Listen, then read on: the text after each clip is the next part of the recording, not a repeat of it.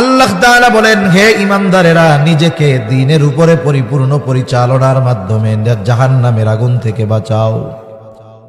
সাথে সাথে ওয়া আহলিকুম নারা, তোমার অধীনস্থ যারা আছে এদেরকেও দ্বীনের উপরে পরিচালনা করার মাধ্যমে জাহান্নামের আগুন থেকে তুমি বাঁচাও। একটা মানুষকে পরিপূর্ণ দ্বীনের উপরে পরিচালিত করতে পারে না যদি সে নিজে পরিচালিত না হয়। এখন নিজেকে দ্বীনের উপরে পরিপূর্ণ পরিচালনা করতে হলে দ্বীন সম্পর্কে জ্ঞান থাকার দরকার আছে না নাই? আমার জন্য কোনটা হালাল, কোনটা হারাম, কোনটা করতে পারবো, কোনটা করতে পারবো না, এ বিষয়গুলো জানতে হবে না? এজন্য মানুষ যদি নিজেকে জাহান্নাম থেকে বাঁচাতে চায়, দ্বীনের উপরে চলতে চায়, তাহলে তার ইলম দরকার। কি দরকার বলেন না? ইলম দরকার। নিজেকে জাহান্নামের আগুন থেকে বাঁচানো যেমন ফরজ, অনুরূপভাবে দ্বীনি ইলম অর্জন করাও ফরজ। কারণ দ্বীনি জ্ঞান ছাড়া কোনো মানুষ নিজেকে জাহান্নাম থেকে বাঁচাতে পারবে না। এই জন্য নবীজি এক হাদিসের মধ্যে বলেন, তলাবুল ইলমি ফারিদাতুন আলা কুল্লি মুসলিম, দ্বীনি ইলম শিক্ষা করা প্রত্যেক মুসলমানের উপরে ফরজ। সে পুরুষ হোক আর নারী হোক, প্রত্যেক মুসলিম নরনারীর উপরে দ্বীন শিক্ষা করা ফরজ। এখন কতটুকু দ্বীন শিক্ষা করতেই হবে, কতটুকু দ্বীন শিক্ষা করা ফরজ? উলামায়ে কেরাম বলেন, কমপক্ষে নিজে পরিপূর্ণ দ্বীনের উপরে চলতে পারে এতটুকু দ্বীন প্রত্যেককেই শিখতেই হবে। ফরজ বিষয়ের দ্বীন শিক্ষা করা ফরজ। মনে করেন নামাজ পড়া এটা ফরজ, নামাজ সম্পৃক্ত সকল মাসালা শিক্ষা করাও ফরজ। এই জন্য আমাদেরকে দ্বীনের উপরে চলার জন্য যতটুকু দ্বীন শেখা দরকার অতটুকু শেখা ফরজ। যদি কেউ ওই পরিমাণ জ্ঞান অর্জন না করে তাহলে সে ফরজ তরকের গুনাহ করতেছে। আবার কেউ কেউ বলেন না, শুধু নিজের জন্য হলে হবে না। কারণ আল্লাহ তাআলা বলেন, হে ঈমানদারেরা, নিজে জাহান্নামের আগুন থেকে বাঁচো, অধীনস্থদেরকেও বাঁচাও। তার মানে নিজে জাহান্নাম থেকে বাঁচার জন্য যতটুকু জ্ঞান শিখতে হবে, ইলম শিখতে হবে, ওইটুকুর সাথে সাথে অধীনস্থদেরকে দ্বীনের উপরে পরিচালনা করার জন্য যেই জ্ঞান, যেই ইলম দরকার সেটাও শিক্ষা করা ফরজ। তার মানে নিজে এবং অধীনস্থদেরকে জাহান্নাম থেকে বাঁচানোর জন্য যতটুক ইলমে দ্বীন দরকার এটা শিক্ষা করা ফরজ। قال تعالى المال والبنون زينة الحياة الدنيا وقال تعالى إنما أموالكم وأولادكم فتنة وقال رسول الله صلى الله عليه وسلم كلكم راعين وكلكم مسؤولون عن رعيته وقال رسول الله صلى الله عليه وسلم طلب العلم فريضة على كل مسلم أو كما قال النبي صلى الله عليه وسلم صدق الله العلي العظيم وصدق رسوله النبي الكريم ونحن على ذلك من الشاهدين والشاكرين والحمد لله رب العالمين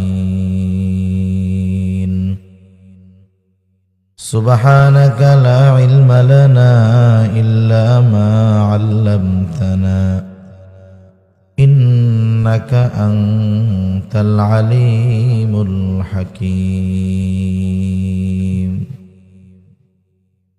اللهم صل على محمد وعلى آل محمد كما صليت على إبراهيم وعلى آل إبراهيم إنك حميد مجيد اللهم بارك على محمد وعلى آل محمد كما باركت على إبراهيم وعلى آل إبراهيم إنك حميد مجيد الحمد لله ঐতিহ্যবাহী সিলেট জেলার অন্তর্গত বিয়ানীবাজার থানাধীন তরঙ্গ গ্রাম যুব সমাজের উদ্যোগে আয়োজিত আজকের এই তাফসীরুল কোরআন মাহফিলের সম্মানিত শ্রদ্ধেয় সভাপতি, আমন্ত্রিত উলামায়ে কেরাম, সামনে উপস্থিত মুরব্বিয়ানে কেরাম, সমবয়সী যুবক বন্ধু, স্নেহের ছোট ভাই এবং পর্দার অন্তরালে অবস্থানরত সম্মানিত শ্রদ্ধা মা ও বোন, দয়াময় আল্লাহ রাব্বুল আলামিনের দরবারে অগণিত শুকর যে মহান মালিক আমাদেরকে হাজারো মানুষের মধ্য থেকে যাচাই বাছাই করে হাদিসের ভাষায় জান্নাতের বাগানে কিছু দ্বীনি কথা বলবার এবং শ্রবণ করবার সুযোগ যে মহান মনিব দান করেছেন, সে মহান মনিবকে খুশি করার জন্য মহব্বতের সাথে জবান খুলে অন্তর থেকে আমরা একবার কালিমাতুশ শুকর পাঠ করি, আলহামদুলিল্লাহ। অগণিত দুরুদ ও সালাম সৈয়দুল আম্বিয়া, আশরাফুল আম্বিয়া, খাতামুল আম্বিয়া, ইমামুল মুরসালিন, রহমাতুল লিল আলামিন মুহাম্মাদুর রাসূলুল্লাহ সাল্লাল্লাহু আলাইহি ওয়াসাল্লামের উপর। আমি আপনাদের খেদমতে কোরআনুল কারীম থেকে কয়েকটা আয়াত ও রাসূল আকরাম সাল্লাল্লাহু আলাইহি ওয়াসাল্লামের অগণিত হাদিস থেকে দুইটা হাদিস পাঠ করেছি। আল্লাহ তাআলার কাছে তৌফিক চাই, অল্প সময় আল্লাহ তাআলা কিছু কথা আমাকে আপনাদের খেদমতে বলার সুযোগ করে দেন, যে কথাগুলো আমাদের সবার দুনিয়া এবং আখিরাতের জন্য কল্যাণকর হয়। সকলে বলি আমিন। মানুষের কর্মব্যস্ততা হলো এইরকম, একটা মানুষ নিজেকে যেই ধরনের কাজে ব্যস্ত রাখে তার পথ চলাও ওই কর্মের প্রভাবের উপরেই হয়। যেমন কেউ যদি দ্বীনি কাজে নিজেকে ব্যস্ত রাখে তাহলে অন্যান্য বিষয়গুলোর ক্ষেত্রেও সে দ্বীন মেনে চলার চেষ্টা করে। কারো ব্যস্ততা যদি শুধু দুনিয়ামুখী হয়, মানে আখিরাত অর্জনের কোনো চেষ্টা প্রচেষ্টা কোনো কিছু নাই, শুধু দুনিয়া উপার্জন করতে হবে, সে সব ক্ষেত্রে দুনিয়া উপার্জনের ধান্দা করে। এজন্য মানুষের কর্মব্যস্ততাও মানুষের অনেক পথ পদ্ধতি নির্ধারণ করে দেয়। সেই ধারাবাহিকতায় অন্যতম একটা জিনিস, এটা হলো মানুষের শিক্ষা, মানুষের ইলম, জ্ঞান। একটা মানুষ শিক্ষা গ্রহণ করে জীবনের অল্প কিছু সময়, কিন্তু এই শিক্ষার প্রভাব তার উপরে গোটা জীবন বিস্তার করে। যেমন একজন যখন দ্বীন শিখে তখন তার আগামী জীবন বা পরবর্তী হায়াত সে দ্বীনের উপরে চলার চেষ্টা করে। যখন সে জাগতিক শিক্ষায় শিক্ষিত হয় দ্বীনকে বাদ দিয়ে, তখন সে ওই শিক্ষার দ্বারা শুধু দুনিয়া উপার্জনের চেষ্টা করে। আমি যে কথাটা বোঝানোর জন্য এই দুইটা মিসাল দিলাম, মূলত হলো একটা মানুষের শিক্ষা তার ভবিষ্যৎ কেমন হবে এই বিষয়টাকে মোটামুটি নির্ধারণ করে দেয়। আপনারা জেনে থাকবেন, আমাদের দেশে চলতি বছর সহ গত বছরেও যখন নতুন পাঠ্যপুস্তক দেওয়া হলো, আপনাদের অনেকের আত্মীয় স্বজন তো প্রাইমারি স্কুল, হাই স্কুলে পড়ে নাকি? সে কথা বলার আগে আর একটা কথা বলার দরকার, আসলে শিক্ষার উদ্দেশ্যটা কি?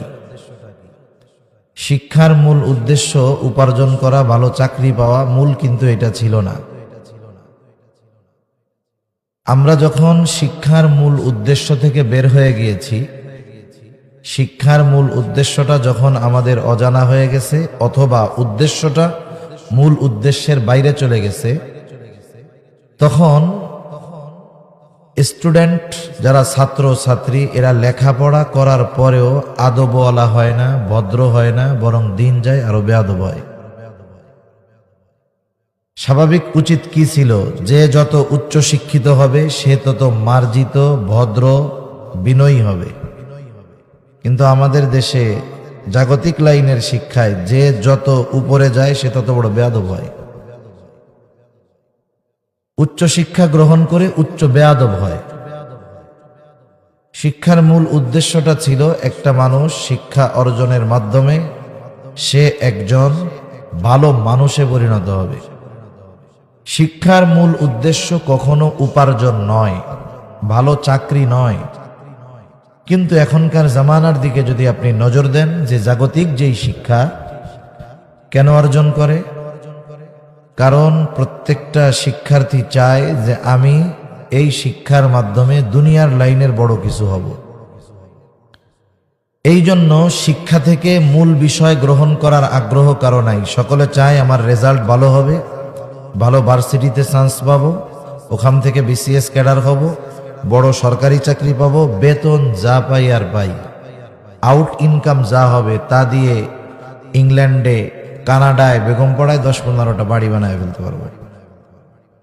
এখন বলেন, এই উদ্দেশ্য নিয়ে কেউ যদি লেখাপড়া শুরু করে, ও কি কোনোদিন সুনাগরিকে পরিণত হবে? যেই শিক্ষার উদ্দেশ্য এইটা, সেই শিক্ষা গ্রহণ করলে মানুষ যেমন পরিপূর্ণ হবে না, জাতিও তেমন পূর্ণতা লাভ করতে পারবে না। আমরা একটা প্রবাদ আগে পড়ছি ছোটবেলায় স্কুলে, ভুলও হইতে পারে, education is the backbone of nation. শিক্ষা হলো জাতির মেরুদণ্ড। অথচ দেখা যাচ্ছে শিক্ষা গ্রহণ করে জাতির মেরুদণ্ড সোজা করার কথা। মানে একটা জাতিকে শিক্ষিত মানুষরা গোটা দুনিয়ার সামনে রিপ্রেজেন্ট করবে যে আমাদের দেশ নীতি নৈতিকতার দেশ, আমাদের দেশের মধ্যে কোনো দুর্নীতি নেই, আমাদের দেশ একেবারে সব দিক দিয়ে ভালো, কোনো সমস্যা নাই। কিন্তু দেখা যাচ্ছে যারা এই দেশে উচ্চ শিক্ষায় শিক্ষিত হচ্ছে, এই দেশের প্রত্যেকটা ক্ষেত্রে মেরুদণ্ড তারাই ভাঙতেছে। আপনার অর্থনৈতিক মেরুদণ্ড, আমাদের দেশের অর্থনৈতিক মেরুদণ্ড শেষ, এটা যারা বুঝে তাদের অত বলা লাগে না। আচ্ছা বলেন তো, অর্থনীতি তো এদেশের মোটামুটি শেষ।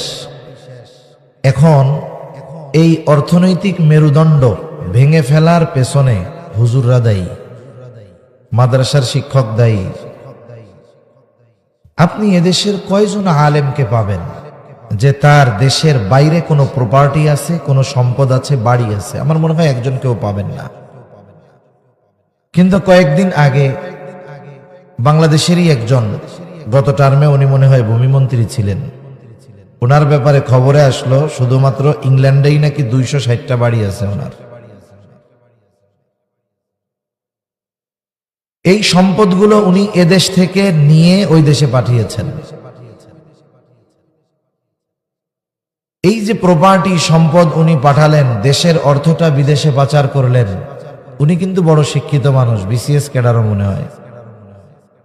তা এই যে যারা এই কাজগুলো করতেছে, শিক্ষার মাধ্যমে দেশের অর্থনীতির মেরুদণ্ড ভাঙতেছে। সাথে সাথে অর্থের চাইতে বড় সম্পদ তো ক্যারেক্টার। ইংরেজির আরেকটা প্রবাদ আছে যে money is lost, nothing is lost, health is lost, something is lost, but character is lost, everything is lost. অর্থনৈতিক মেরুদণ্ড যদি ভেঙে যায়, এটাকে মানুষ পরিশ্রম, কষ্টের মাধ্যমে এক সময় দাঁড়া করতে পারে। অনেক মুরব্বী আছেন, মুক্তিযুদ্ধ হয়তো দেখছেন।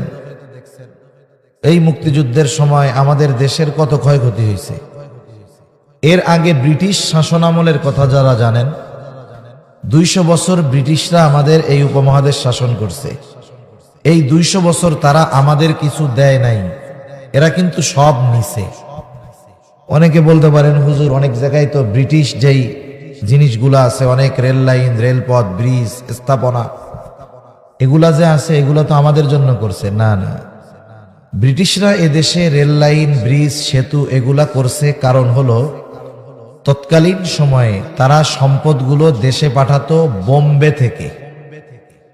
এখন বাংলাদেশ থেকে বা এই জায়গা থেকে ট্রাকে ট্রাকে সেই বোম্বে নেওয়া তো কঠিন। এই জন্য বড় শক্তপোক্ত ব্রিজ আর রেল লাইন করছে, এদেশের সম্পদগুলো যেন ইংল্যান্ডে নিতে তাদের সহজ হয়। এই জন্য এখন আমাদের অর্থনৈতিক মেরুদণ্ড অনেক আগের থেকে ভেঙে দেওয়ার পরেও এটা পড়ে গেছে আবার দাঁড়িয়ে গেছে, পড়ে গেছে আবার দাঁড়িয়ে গেছে। কিন্তু আফসোস লাগে, জাগতিক শিক্ষায় শিক্ষিত মানুষগুলো শুধু আমাদের অর্থনৈতিক মেরুদণ্ড নয়, আমাদের এই প্রজন্ম আগামী প্রজন্মের চারিত্রিক মেরুদণ্ডকেও তারা ভেঙে দিচ্ছে। এমন শিক্ষা ব্যবস্থার প্রণয়ন তারা করতেছে যার দ্বারা আগামী প্রজন্ম জানোয়ারের চাইতে বেশি খারাপ হয়ে যাবে। যেই শিক্ষা গ্রহণ করার দ্বারা দ্বীনি ইলম, দ্বীনের উপরে চলা তো বহুদূর, বরং দ্বীন থেকে বহু দূরে তারা চলে যাবে। এজন্য আগামী প্রজন্মকে রক্ষা করার জন্য প্রত্যেকটা সচেতন অভিভাবককে এখন থেকেই আগামীর টার্গেট নির্ধারণ করার দরকার। একটা জিনিস আমাদের মনে রাখতে হবে, এদেশে 17 কোটি মানুষ, বেশি হবে কম হবে না। সরকারি চাকরি করে কয় লক্ষ? সর্বোচ্চ হাইয়েস্ট সবাই মিলিয়ে 20 লাখ হইতে পারে সর্বোচ্চ, এটা কম হবে আরো হয়তো। ওই ফার্স্ট ক্লাস থেকে একেবারে 4 ক্লাস পর্যন্ত যা আছে সব মিলিয়ে 20 লাখ হবে হয়তো, সামথিং বা কমও হতে পারে, ডিফেন্স, সেনাবাহিনী, নৌবাহিনী, পুলিশ সব ধরে। তার মানে এদেশের বিশাল একটা অংশ সরকারি চাকরি করে না। এজন্য আমরা একটা বিষয়ে প্রতিজ্ঞাবদ্ধ হব, আমরা আমাদের আগামী প্রজন্মকে লেখাপড়া শেখাবো মানুষের মতো মানুষ হওয়ার জন্য, আর উপার্জনের জন্য তাদেরকে কর্মঠ করে তুলব। উপার্জনের জন্য কাজ শেখাবো, আর মানুষ হওয়ার জন্য তাদেরকে আমরা শিক্ষা গ্রহণ করাবো। এখন প্রশ্ন হলো, শিক্ষার মূল উদ্দেশ্য হলো সুনাগরিক হওয়া, ভালো মানুষ হওয়া, নৈতিক চরিত্র সম্পন্ন হওয়া। এখন আমাকে অ্যানালাইসিস করতে হবে কোন শিক্ষার দ্বারা শিক্ষার মূল উদ্দেশ্য আমার অর্জিত হবে। এটা যদি সাধারণ জেনারেল সিলেবাসের মাধ্যমে অর্জিত হয় আপনি করাবেন, আর যদি দেখেন না আমাদের জেনারেল কারিকুলামের মাধ্যমে আমার সন্তান আমার জাহান্নামে যাওয়ার কারণ হবে, তাহলে বিকল্প ব্যবস্থা আপনার হাতে আছে। আপনি সন্তানকে ধর্মীয় শিক্ষায় শিক্ষিত করবেন, তাহলে সে সুনাগরিক হবে। হয়তো জাগতিক বড় চাকরি তা সে পাবে না, কিন্তু আশা করা যায় নীতি নৈতিকতা সম্পন্ন মানুষ হওয়ার কারণে আল্লাহ সুবহানাহু ওয়া তাআলা এ দুনিয়ায় তাকে রিজিকের অভাবে ইনশাআল্লাহ ফালাবে না। এজন্য সম্মানিত সুধী, যে কথাগুলো বলতে চাচ্ছি আসলে অনেক লম্বা কথা হয়ে যাবে। আমি যেই আয়াতগুলো আপনাদের খেদমতে তিলাওয়াত করেছি, প্রথমত যেই আয়াতটা আমি তিলাওয়াত করেছি, আল্লাহ তাআলা সূরা তাহরীমের মধ্যে বলেন, ইয়া আইয়ুহাল্লাযীনা আমানু কু আনফুসাকুম ওয়া আহলিকুম নারা ওয়াকুদুহান নাসু ওয়াল হিজারা। আল্লাহ রাব্বুল আলামিন বলেন, হে ঈমানদারেরা, নিজেকে জাহান্নাম থেকে বাঁচাও, তোমার অধীনস্থদেরকেও জাহান্নামের আগুন থেকে বাঁচাও। প্রথম প্রশ্ন, নিজেকে কেমনে জাহান্নাম থেকে বাঁচাবো? জবাব হলো, ঈমান তো এনেছো, গুনাহ ছাড়ো, নেকের কাজ করো, তথা আল্লাহ তাআলার আদেশ নিষেধ মান্য করার মাধ্যমে তুমি নিজেকে জাহান্নাম থেকে বাঁচাও। নিজের জীবনটাকে শরীয়তের আলোকে পরিচালিত করো, নিজেকে পরিপূর্ণ ইসলামের মধ্যে দাখিল করো। এজন্য আল্লাহ রাব্বুল আলামিন কুরআনুল কারীমের মধ্যে জানায়া দেন, ইয়া আইয়ুহাল্লাযীনা আমানু দুখুলু ফিস সিলমি কাফা। আল্লাহ তাআলা বলেন, হে ঈমানদারেরা, তোমরা পরিপূর্ণভাবে ইসলামের মধ্যে দাখিল হয়ে যাও, অন্তর্ভুক্ত হয়ে যাও। তার মানে তোমার গোটা জীবনের সব ক্ষেত্রে তুমি ইসলামকে প্রাধান্য দাও। আর ইসলাম হলো এমন এক জীবন ব্যবস্থা, এমন এক দিন যেখানে মানব জীবনের এমন কোনো দিক নাই যেই জায়গায় ইসলামের দিক নির্দেশনা নাই। কেউ যদি মনে করে জীবনের প্রত্যেকটা ক্ষেত্রে ইসলামের অনুশাসন মেনে চলার সুযোগ নাই, তার মানে এই চিন্তার দ্বারা, এই কথার দ্বারা সে ইসলামকে অপূর্ণাঙ্গ মনে করল। বলেন তো, যদি কেউ এটা মনে করে, বলে অথবা বিশ্বাস করে যে ইসলাম হলো পূর্ণাঙ্গ নয় অপূর্ণাঙ্গ, বলেন তো তার ঈমান থাকবে নাকি চলে যাবে? কারণ আল্লাহ রাব্বুল আলামিন ইসলামকে, এই দ্বীনকে পরিপূর্ণ হিসাবে ঘোষণা করেছেন। বিদায় হজের দিন আরাফার ময়দানে আল্লাহ রাব্বুল আলামিন ওহী নাজিল করে জানায় দেন, আল-ইয়াওমা আকমালতু লাকুম দীনাকুম ওয়া আতমামতু আলাইকুম নি'মাতি ওয়া রাদিতু লাকুমুল ইসলাম দীনা। আল্লাহ তাআলা বলেন, আল-ইয়াওমা আকমালতু লাকুম দীনাকুম, আজকে আমি তোমাদের জন্য তোমাদের দ্বীনকে পরিপূর্ণ করলাম। দ্বীন হলো জীবন ব্যবস্থা।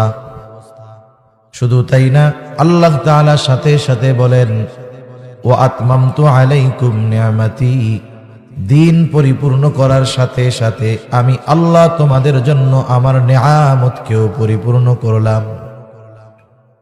উলামায়ে কেরাম, বুজুর্গানে দ্বীন বলেন, এখানে খুব শিক্ষণীয় একটা বিষয় আছে।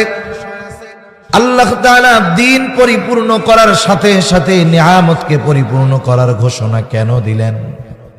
মূলত আল্লাহ তাআলা আমাদেরকে বোঝাতে চান, ও দুনিয়ার মানুষ, ঈমানদার, এই দ্বীন শুধু যে তোমাদের জন্য নির্দিষ্ট কিছু আইন কানুন বিধি নিষেধ এমনটা নয়, বরং এই দ্বীন যেহেতু পরিপূর্ণ, এই পরিপূর্ণ দ্বীনটাও তোমাদের জন্য বড় একটা নিয়ামত।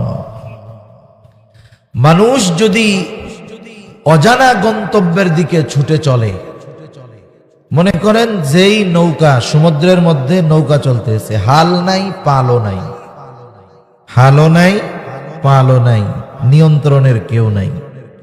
আমরা ছোটবেলায় একটা কম্পোজিশন পড়েছি ইংরেজিতে, এম ইন লাইফ, এর মধ্যে এরকম লেখা ছিল, গন্তব্যহীন বা উদ্দেশ্যহীন জীবন হলো ওই নৌকার মতো, যেই নৌকার কোনো গন্তব্য নাই, হাল নাই পাল নাই, ও বাতাস আসলে একদিক যায়, স্রোতাসটা আর একদিকে যায়, ও নির্দিষ্ট গন্তব্যে কখনো পৌঁছাইতে পারে না। ইসলাম হলো আমাদের জন্য নেয়ামত। কেন?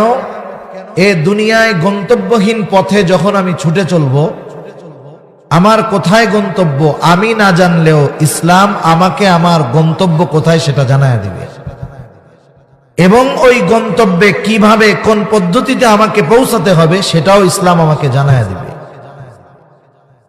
এজন্য এই দুনিয়ার জন্য, দ্বীনের উপরে চলার ক্ষেত্রে, হায়াত অতিবাহিত করার ক্ষেত্রে কি করতে হবে না করতে হবে, সব ধরনের দিক নির্দেশনা ইসলাম আমাকে দিয়েছে। আদেশ নিষেধ ইসলাম আমাকে জানিয়ে দিয়েছে। এটা আমার জন্য শুধু আইন কানুন এমনটা নয়, বরং এই ইসলাম জীবন পথে পরিচালনার ক্ষেত্রে এটা আমার আপনার জন্য নেয়ামত। ঠিক কিনা বলেন?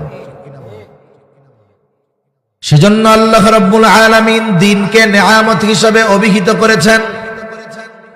দ্বীন পরিপূর্ণতার মাধ্যমে নেয়ামতের পরিপূর্ণতার ঘোষণাও আল্লাহ তাআলা দিয়েছেন।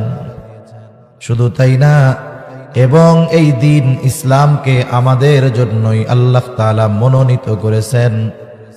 এর পরপরই আল্লাহ তাআলা বলেন, ওয়া রাদিতু লাকুমুল ইসলাম দীনা, এবং আমি তোমাদের জন্য ইসলামকেই দ্বীন হিসাবে মনোনীত করলাম।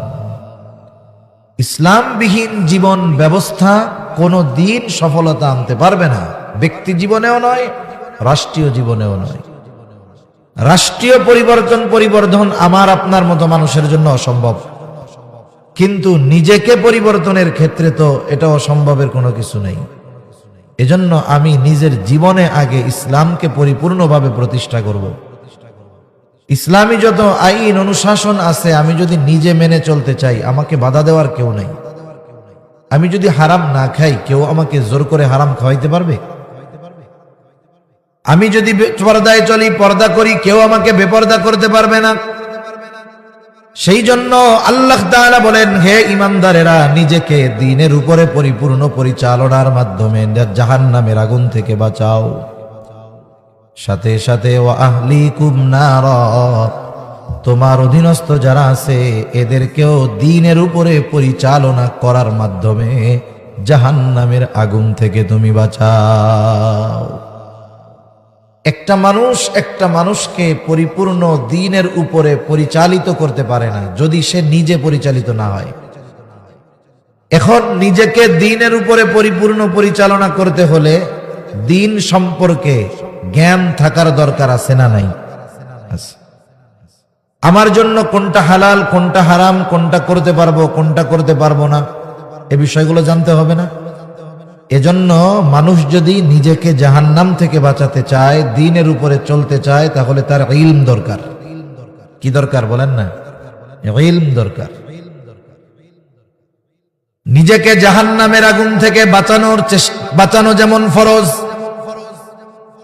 অনুরূপভাবে দ্বীনি ইলম অর্জন করাও ফরজ। কারণ দ্বীনি জ্ঞান ছাড়া কোনো মানুষ নিজেকে জাহান্নাম থেকে বাঁচাতে পারবে না। এই জন্য নবীজি এক হাদিসের মধ্যে বলেন, তলাবুল ইলমি ফরিদাতুন আলা কুল্লি মুসলিম, দ্বীনি ইলম শিক্ষা করা প্রত্যেক মুসলমানের উপরে ফরজ। সে পুরুষ হোক আর নারী হোক, প্রত্যেক মুসলিম নরনারীর উপরে দ্বীন শিক্ষা করা ফরজ। এখন কতটুকু দ্বীন শিক্ষা করতেই হবে, কতটুকু দ্বীন শিক্ষা করা ফরজ? উলামায়ে কেরাম বলেন, কমপক্ষে নিজে পরিপূর্ণ দ্বীনের উপরে চলতে পারে এতটুকু দ্বীন প্রত্যেককেই শিখতেই হবে। ফরজ বিষয়ের দ্বীন শিক্ষা করা ফরজ। মনে করেন নামাজ পড়া এটা ফরজ, নামাজ সম্পৃক্ত সকল মাসালা শিক্ষা করাও ফরজ। এই জন্য আমাদেরকে দ্বীনের উপরে চলার জন্য যতটুকু দ্বীন শেখা দরকার অতটুকু শেখা ফরজ। যদি কেউ ওই পরিমাণ জ্ঞান অর্জন না করে তাহলে সে ফরজ তরকের গুনাহ করতেছে। আবার কেউ কেউ বলেন না, শুধু নিজের জন্য হলে হবে না।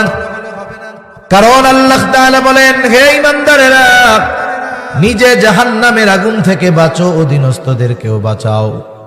তার মানে নিজে জাহান্নাম থেকে বাঁচার জন্য যতটুকু জ্ঞান শিখতে হবে, ইলম শিখতে হবে, ওইটুকুর সাথে সাথে অধীনস্থদেরকে দ্বীনের উপরে পরিচালনা করার জন্য যেই জ্ঞান, যেই ইলম দরকার সেটাও শিক্ষা করা ফরজ। তার মানে নিজে এবং অধীনস্থদেরকে জাহান্নাম থেকে বাঁচানোর জন্য যতটুক ইলমে দ্বীন দরকার এটা শিক্ষা করা ফরজ। মনে রাখবেন, আমাদের দেশে শিক্ষা ব্যবস্থা দুই ভাগে বিভক্ত। কয় ভাগে? দুই ভাগে। একটা হলো জাগতিক শিক্ষা আর একটা হলো ধর্মীয় শিক্ষা। জাগতিক শিক্ষাটা আবার দুই ভাগে বিভক্ত। একটা হলো জাগতিক উপকারী জ্ঞান, জাগতিক অনুপকারী জ্ঞান। জাগতিক মানে এই দুনিয়ার কিছু শিক্ষা আছে যেটা মানুষের জন্য কল্যাণকর, কিছু শিক্ষা আছে এর মধ্যে কোনো কল্যাণ নাই, বরং ওই শিক্ষা অর্জন করে জাহান্নামে যাওয়া লাগতে পারে। যেমন আমাদের পাঠ্যপুস্তকের মধ্যে এমন কিছু বিষয় ঢুকায় দেওয়ার চেষ্টা করে না, ওরা ঢুকায় দিছেও, প্রতিবাদ করা হইতেছে। আসলে প্রতিবাদ যে হিসাবে দরকার ছিল সেই হিসাবে আমরা করতে পারতেছি না।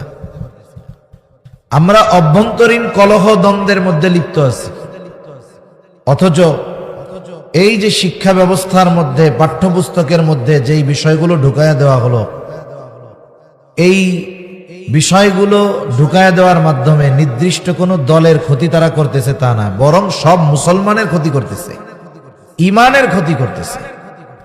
ট্রান্সজেন্ডারের বিষয়টা একেবারে সহজ করে তুলে ধরতে চাচ্ছে। আগামী প্রজন্মকে দ্বীনহীন করার যেই শিক্ষা ব্যবস্থা, যেই পাঠ্যপুস্তক প্রণয়ন করা হচ্ছে, এর প্রতিবাদ দল মত নির্বিশেষে সকল ধর্মের মানুষের করার দরকার ছিল।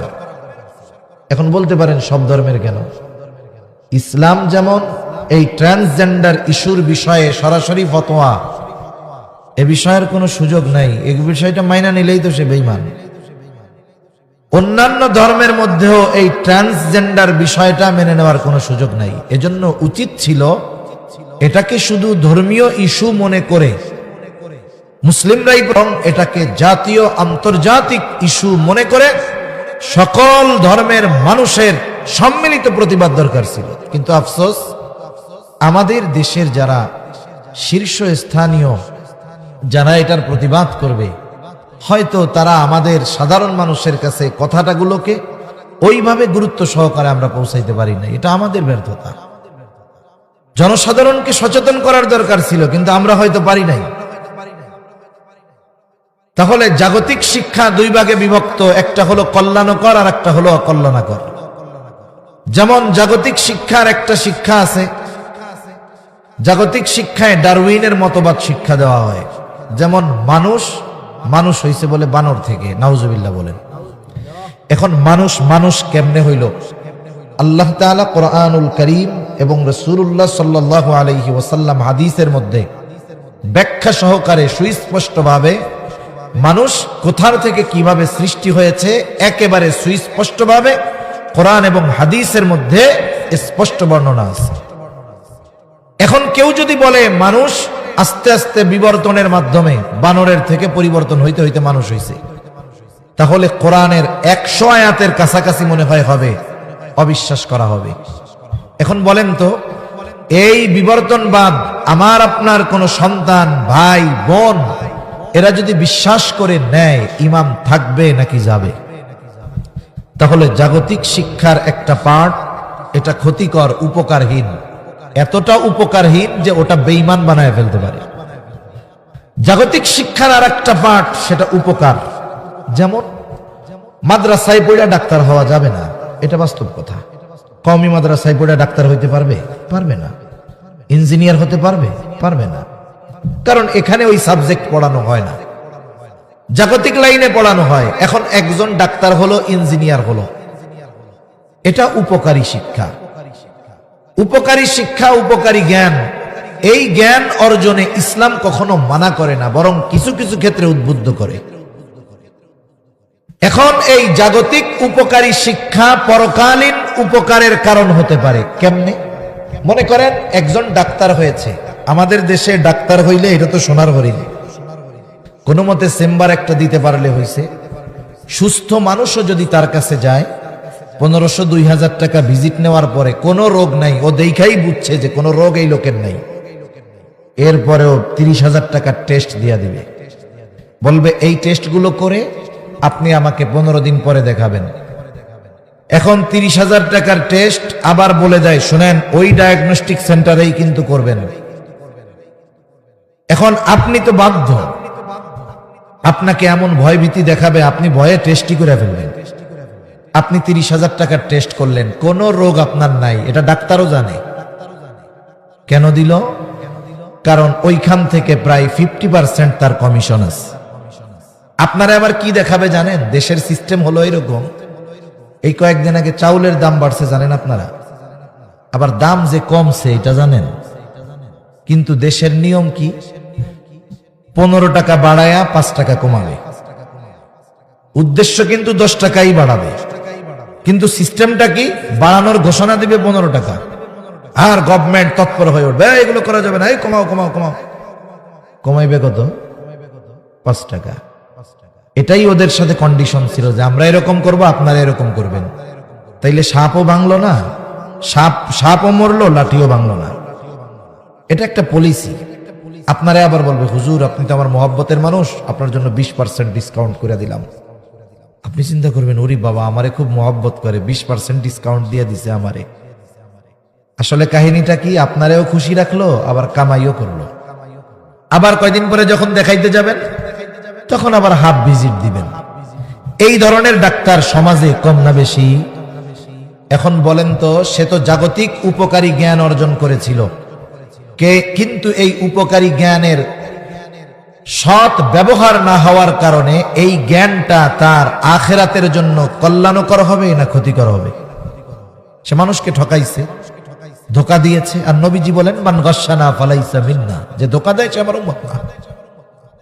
আরেকজন ডাক্তার হয়েছে ঠিক, কিন্তু মানুষ ওই ডাক্তারের মতো সে ডাকাত না। সে গরিব মানুষ গেলে লিখে দেয় যে এখানে তার জন্য ভিজিট ফ্রি, কোনো টাকা দেওয়া লাগবে না। বেহুদা কোনো টেস্ট দেয় না। আবার গ্রাম থেকে শহরে সে থাকে, মাসে 2-1 বার গ্রামের মানুষকে খেদমতে খালকের নিয়তে, মানুষের খেদমতের নিয়তে গ্রামে আসে, প্রাথমিক কিছু ওষুধ নিয়ে আসে। মানুষ তার কাছে আসে, ওই সপ্তাহে বা মাসে 1 দিন 2 দিন ফ্রি ট্রিটমেন্ট করে মানুষদের, করে আল্লাহর জন্য। এখন বলেন তো, তার এই উপকারী জ্ঞানটা তাকে দুনিয়াতে যেমন কল্যাণকর জিনিসের ব্যবস্থা করবে, আখিরাতেও তার জন্য এই কাজ নাজাতের কারণ হতে পারে কি পারে না? দুনিয়াবি উপকারী জ্ঞান তখনই কাজে লাগবে যখন ওই দুনিয়াবি উপকারী জ্ঞানের সাথে দ্বীনের সমন্বয় থাকবে। এই যে ব্যক্তিটা দ্বীন ঢুকায় দিছে কি, যে আমি মানুষের এই খেদমতটা করতেছি আল্লাহর জন্য, মানুষকে ঠকাবো না, আমি সুস্থতার সাথে আমি মানুষের জন্য একেবারে নিবেদিত প্রাণ হব, আমার তো আল্লাহ তাআলা দিচ্ছে কিছু উপকার তাদের জন্য করব।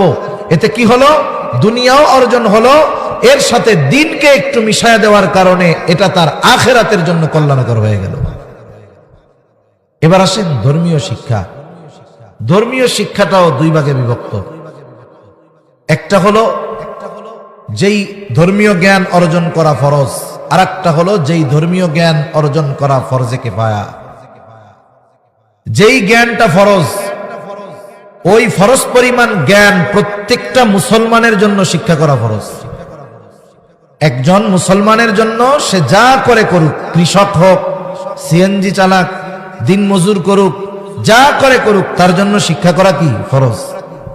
আরেকটা হলো ফরজে কিফায়া, এটা সকলের জন্য ফরজ না। কিছু মানুষ যদি এই জ্ঞান অর্জন করে, তাহলে তার ওই জ্ঞানের দ্বারা ওই সমস্ত মানুষগুলো উপকৃত হতে পারবে।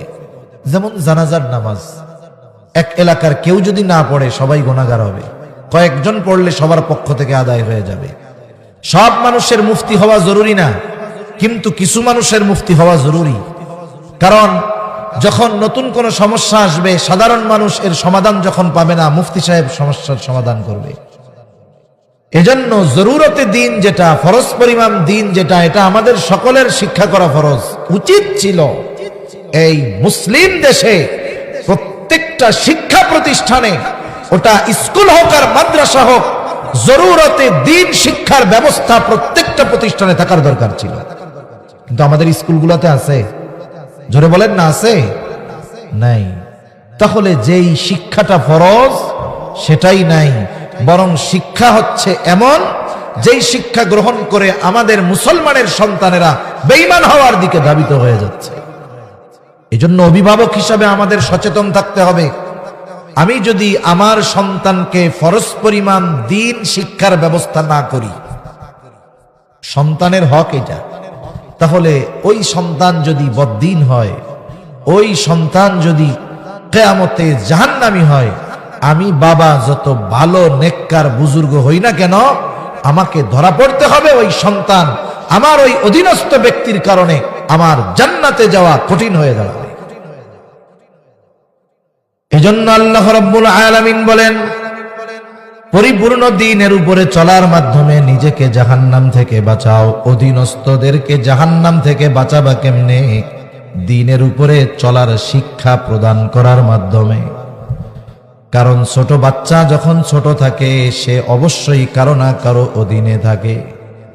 ছোট বাচ্চাদের দ্বীন শিক্ষা দেওয়া এটা তাদের অন্যতম হক। এই জন্য কোনো অভিভাবক যদি সন্তানকে জরুরতে দ্বীন শিক্ষার ব্যবস্থা না করে, ওই অভিভাবক তার সন্তানের হক নষ্ট করে। এজন্য আপনি আপনার সন্তানকে বড় হয়ে কি বানাতে চান সেটা পরের কথা, কিন্তু তার ভিত্তিমূলক শিক্ষাটা দ্বীনি শিক্ষায় শিক্ষিত করার দরকার আছে না নাই? আছে। এজন্য দেখবেন হাই লেভেলের জেনারেল শিক্ষিত যারা, অথবা জাগতিক শিক্ষার উচ্চ শিক্ষার যেই বিষয়গুলো, ওগুলার চাইতে প্রাইমারি শিক্ষায় বাচ্চাদেরকে এমন কিছু মগজে ঢুকায় দেওয়ার চেষ্টা করা হয় যার দ্বারা ওই শিশু বাচ্চার মননে বিকাশে ইসলাম বিদ্বেষী ভাব ফুটে ওঠে। এজন্য ক্লাস 3 মধ্যে ধর্ম বইয়ের মধ্যে কি করছে? ইসলাম ও নৈতিক শিক্ষা বই, এর কাভার পেজের পেছনের ভেতরের পাশে ওইখানে দুর্গার মূর্তি দিয়ে রাখছে। 2, 4, 5, 10টায় যদি ভুল হইতো বুঝতাম, গোটা দেশে হইল কেন? তার মানে এটা ইচ্ছাকৃতভাবে করছে যে আমাদের অবস্থা কি, আমরা কোনো প্রতিবাদ করি কিনা, বলি কিনা, এ বিষয়টা যাচাই বাছাই করার জন্য এটা করেছে। যখন সাধারণ মুসলিমও ফুসলে উঠছে, আস্তে করে পরের দিন থেকে বইগুলো আবার মার্কেট থেকে উঠায় নিয়ে গেছে। এ দুষ্টুমিটা করার কি দরকার ছিল? এত টাকা ব্যয় করার কি দরকার ছিল? ওদের টাকা ব্যয় কোনো ব্যাপার না, কারণ যারা ইসলাম বিদ্বেষী ওদের কাছে আমরা আমাদের ইমানের মূল্য না বুঝলেও ওরা আমাদের ইমানের দাম বুঝে। এই জন্য ব্যাপক অর্থ ব্যয় করে ওরা আমাদের ইমান কিনতে চায়। গোটা দুনিয়া, দেশের মধ্যে আমাদের দেশ সহ গোটা দুনিয়া আছে মিশনারি যারা আছে, এনজিও যারা আছে, এদের উদ্দেশ্য কি? এদের উদ্দেশ্য হলো মূলত দিনহীন করা আমাদেরকে। ও সম্প্রতি সময়ের একটা কথা না বললেই তো নয়, বাংলাদেশের এনজিও গুলোর মধ্যে অন্যতম এক এনজিও সংস্থা হলো ব্যারাক। নাম শুনছেন? আছে আশেপাশে ব্যারাকের শাখা। ব্যারাক গোটা বাংলাদেশে ঘরে ঘরে সুদ পৌঁছায়া দেওয়া, এই কর্ম যারা করছে, সুদ পৌঁছায়া দেওয়ার ব্যবস্থাপনা যারা করছে, এদের মধ্যে 1 নম্বর ব্যারাক আর 2 নম্বর হলো গ্রামীণ ব্যাংক। মনে রাখবেন, একজন মানুষ নোবেল পুরস্কার কয়েক কারণে পায়। নোবেল পুরস্কার যদি এমন কিছু করতে পারেন যার দ্বারা গোটা মুসলিম উম্মার বড় ক্ষতি হবে, আপনি করেন, দেখবেন আপনিও নোবেল পুরস্কার পেয়ে গেছেন। ডক্টর ইউনূসরে নোবেল পুরস্কার দিছে কেন? ও কি করছে? অর্থনীতির কি করছে সে? বরং এদেশের ইতিহাস যদি ঘাটা হয়, ঘরে ঘরে সুদ পৌঁছায় দেওয়ার অবদান রাখছে ও। ইমানহীন করার মিশনে এই ইউনূসের অবদানের কারণে নোবেল কমিটি ওকে অর্থনীতিতে নোবেল দিয়েছে, ওকে নোবেল পুরস্কার দিয়েছে। এই জন্য ফজলে হাসান আবেদ মারা গেছে। এই মানুষগুলোর যে আকীদা, বিশ্বাস, এদের জন্য মাগফিরাতের দোয়া করা যায় না, কারণ ও যেই বিশ্বাসের উপরে মরছে, ওদের জন্য মাগফিরাতের দোয়া করা যায় না, যদিও মনে হয় মুসলমান ঘরের সন্তান। ফজলে হাসান আবেদ, কত সুন্দর নাম দেখছেন? এইরকম নাম অনেক মৌলভী সাহেবেরও নাই। একটা মানুষের নাম দেখে বোঝা যায় যে ওর বাপ মা কেমন ছিল। নামের মাধ্যমে এটা বোঝা যায় ওনার মা বাবা মনে হয় মোটামুটি দিন বুঝতেন, নাহলে এত সুন্দর নাম তো রাখার কথা না। সদু মধু কদু রাখতো নাম, তাইলে এত সুন্দর নাম রাখছে।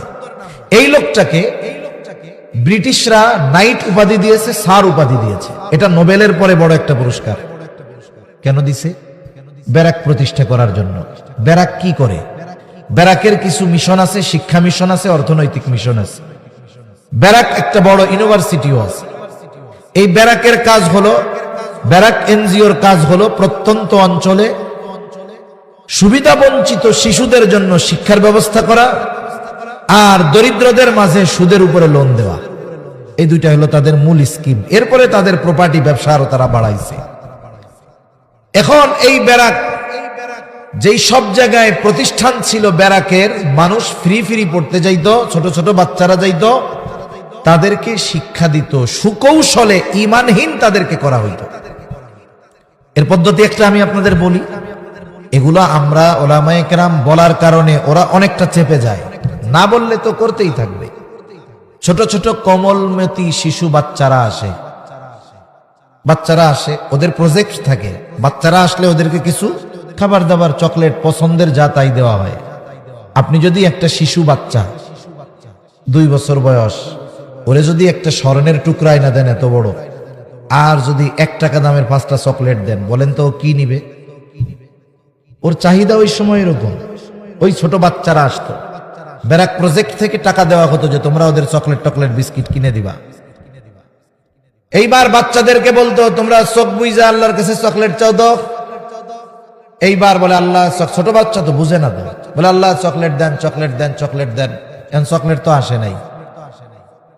এইবার চোখ বন্ধ করে আপুর কাছে চকলেট চাও তো, বলে আপু চকলেট দেন, চকলেট দেন। এবার আপু সবার হাতে হাতে এক একটা চকলেট দিত।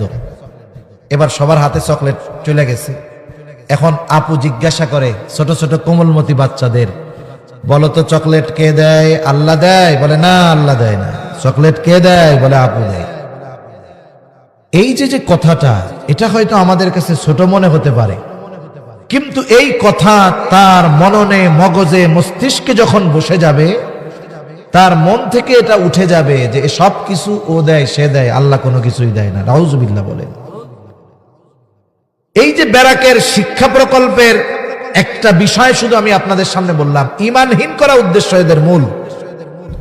দ্বিতীয়, অর্থনৈতিকভাবে সমাজের রন্ধ্রে রন্ধ্রে এই ব্যারাক লোন দিয়ে দিয়ে একেবারে ঘরের মধ্যে পর্যন্ত সুদ পৌঁছায় দিছে। এনজিওরা সুদ দেয়, পুরুষদের দেয় না। সদস্য হওয়া লাগে নারী।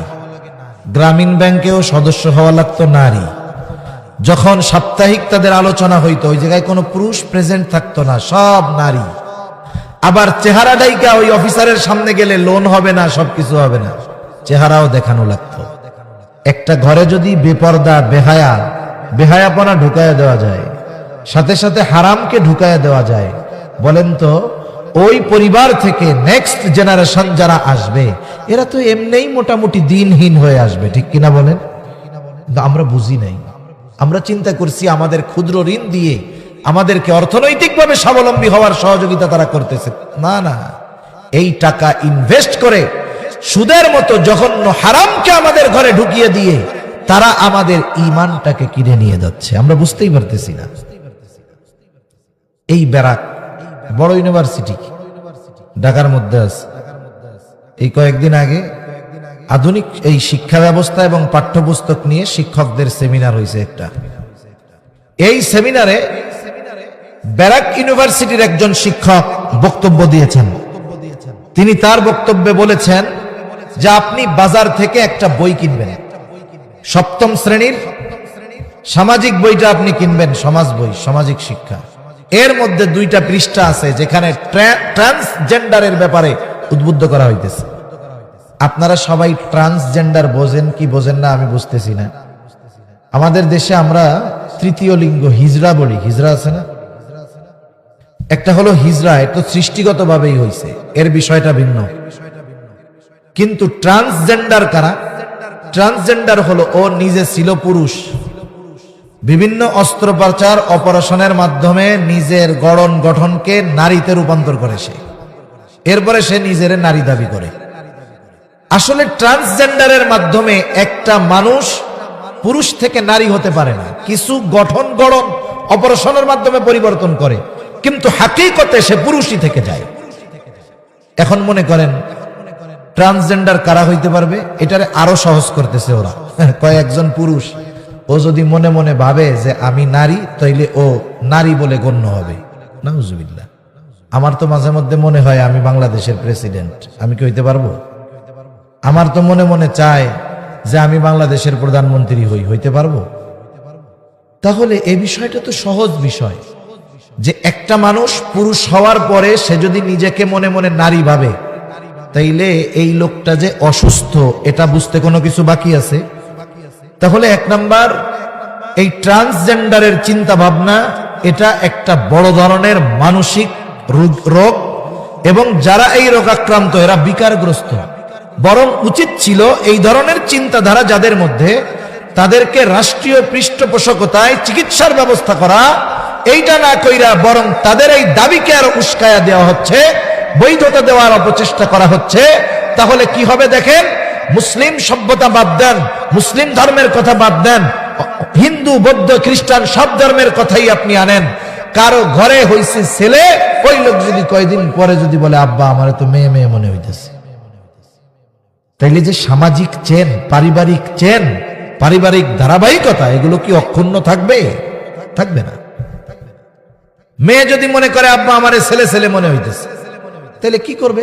কিছু অপারেশন করে কিছু অঙ্গ কেটে ফেলবে, কিছু অঙ্গ হয়তো জুড়ায় দিবে, কিন্তু সৃষ্টিগতভাবে আল্লাহ তাআলা কিছু বিষয় দিয়েছেন, ওইগুলো তো তার মধ্যে আসবে না।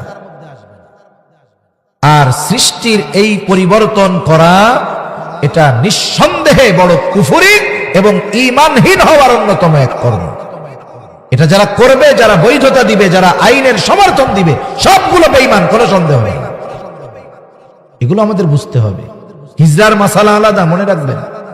অনেক সময় ছোট বাচ্চা হইছে, সে উভয় লিঙ্গ, ছেলে মেয়ে 2টা আলামত নিয়েই জন্ম নিছে, বঙ্গবন্ধু মেডিকেল কলেজ বিশ্ববিদ্যালয়ের একজন প্রফেসর, শিশু বিশেষজ্ঞ, উনি বলতেছেন আমাদের সমাজে সচেতনতার অভাব, এই জন্য অভিভাবক লজ্জায় যখন কোনো বাচ্চা হিজড়া হয় একে চিকিৎসকের কাছে নেয় না। অথচ যদি চিকিৎসকের কাছে ছোটবেলায় নিত, এই ছোট্ট একটা অপারেশনের মাধ্যমে তার এই সমস্যাটা দূর করা যাইত। হয়তো তো ছেলেও হইতো, নাহলে মেয়ে যে কোনো একটা হয়ে যাইতো, কোনো সমস্যা ছিল না। কিন্তু এনারা আনে না।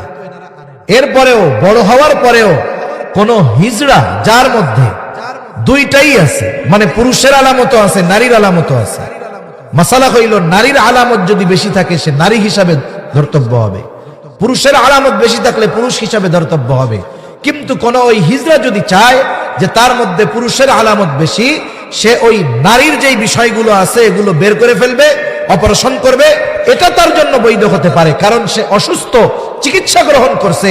আর একজন পরিপূর্ণ ছেলে সে কিভাবে অপারেশনের মাধ্যমে নিজে নারী হতে চায়, এটা নিঃসন্দেহে বিকারগ্রস্ত আর মানসিক রোগী ছাড়া কোনো সময় সম্ভব হতে পারে না। এই বিষয়গুলো আমাদের বুঝতে হবে। এই শিক্ষাগুলো আমাদের হাই স্কুল, কলেজে, প্রাইমারি শিক্ষায় আমাদের বাচ্চাদেরকে শিক্ষা দেওয়ার প্রচেষ্টা চলতেছে। ও যখন একটা জিনিস বারবার বারবার বারবার বারবার পড়বে, ও এই খারাপ জটিল বিষয়টাকে সিম্পল মনে করবে। এজন্য উলামায়ে কেরাম অনেক সচেতন, সতর্ক, উম্মার কল্যাণের ফিকির করে। দেখেন, আমরা কখনোই উলামায়ে কেরাম বলে না যে নারীদের জন্য নারী শিক্ষা বাদ দাও। কোন আলেম এই কথা বলছে যে নারী শিক্ষা বাদ দেন, নারীদের শিক্ষা লাগবে না? না না, উলামায়ে কেরাম সহ শিক্ষার বিরোধিতা করছে। আসলে আমরা কি করব? রোগ তো চতুর্দিকে, বলতে চাই একটা, স্মরণ আসে আর একটা। কোনটা বলবো আমরা? একটু খেয়াল করে দেখেন, আমরা অনেক সময় যারা একটু রক্ষণশীল ফ্যামিলি, দ্বীনের উপরে চলার চেষ্টা করি, আমরা ছেলেদেরকে ছেলেদের সাথে চলাফেরায় উদ্বুদ্ধ করি, মেয়েদেরকে মেয়েদের সাথে চলায় উদ্বুদ্ধ করি। আবার দেখেন, এই জীবনে খেলাধুলার সামগ্রী, বাচ্চাদের খেলাধুলার সামগ্রী, ছেলেদেরটা দিয়ে ছেলেরা খেলবে, মেয়েদেরটা দিয়ে মেয়েরা খেলবে। এটা গ্রামে যাদের একটু দ্বীনি বুঝ আছে তারা এখনো সচেতন থাকে। ছেলেদেরকে মেয়েদের সাথে খেলাধুলা করতে দেয় না, ছোট হলেও। কেন দেয় না? উলামায়ে কেরাম এই ব্যাপারটা খুব সচেতনতার সাথে বলছেন যে একটা ছোট বাচ্চা, ছেলে যদি মেয়েদের জিনিসপত্র নিয়ে খেলাধুলা করে, মেয়ে সাজে, অনেক মা বাবা আছে বুঝে না, ছেলেটা সুন্দর, ওরে মাঝে মধ্যে মেয়ের মতো সাজায়, এটা বড় বোকামি কাজ। অনেক মা বাবা আছে আল্লাহ তাআলা ছেলে দেয় নাই, এইবার মেয়েটারে প্যান্ট গেঞ্জি টেঞ্জি পরাইয়া ওইটারে পোলাই বানায় ফেলছে। এসব কাজ খুব খারাপ। আপনি যে তাকে যেভাবে গড়ে উঠাচ্ছেন এর প্রভাব পূর্ণ তার উপরে পড়বে। এজন্য ছোট বাচ্চারা শিশুকাল থাকতে